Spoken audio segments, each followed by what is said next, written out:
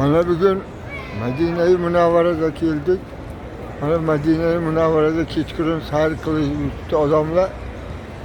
Hazır bu peşinden yoktan namazını okup çıktık.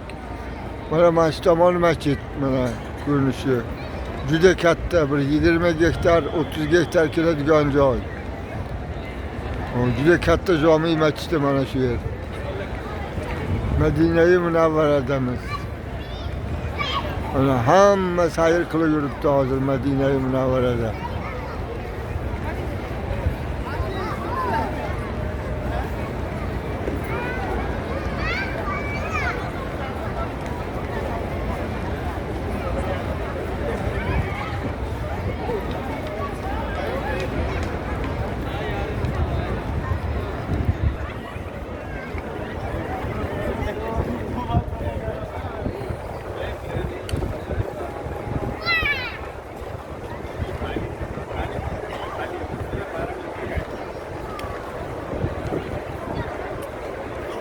Nihoyatda zo'r shabada bo'lyapti, g'ir shabada.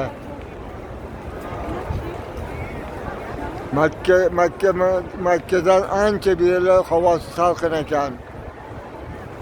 Makka juda issiq edi, Madina juda normal havo.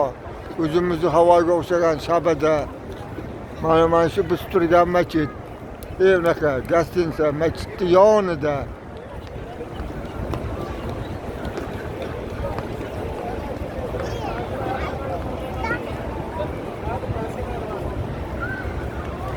Mana shu